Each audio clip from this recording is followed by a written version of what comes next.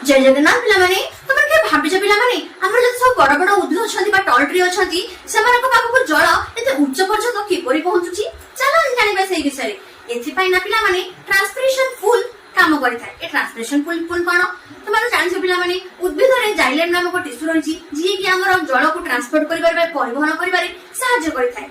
अच्छा अच्छा पिलामाने तुम जतले कोनोसी लिक्विड जिंस खाइ थाउ जेमति तुमरो कोल्ड ड्रिंक्स हो बा कोल्ड पानी हो बा कोनोसी इलेक्ट्रोलाइट हो तुम कहा साजर पी थाउ स्ट्रॉ साजर ही पी थाउ तो स्ट्रॉ को तो माने सॉकरिया द्वारा ऊपर अंश तमरो प्रेशर कम थाए तळे तमरो प्रेशर अधिक थाए जहा फଳରେ तमरो लिक्विड जिंसटी तमरो पाटी भीतर को जाय थाए। ठीक सही परे उद्भिद मध्ये एहा देखा जाय थाए उद्भिद रे ट्रांसपिरेशन होबा द्वारा ए ट्रांसपिरेशन कोन कोन ट्रांसपिरेशन होछि एक प्रक्रिया जेउथरे कि जल जल बाष्प आकार रे वायुमंडल को निर्गत होय थाए।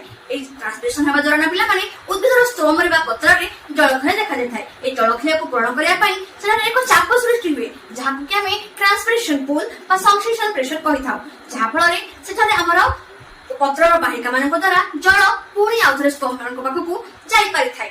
एही ट्रांसपिरेशन पूल द्वारा हिना पिला माने बड़ बड़ उद्भिद पाखरे जल एते उच्च पर्यंत जाई पारुछि। तो एही बडे नया वीडियो देखिया पई चाहतले मोर चैनल को सब्सक्राइब करो। धन्यवाद।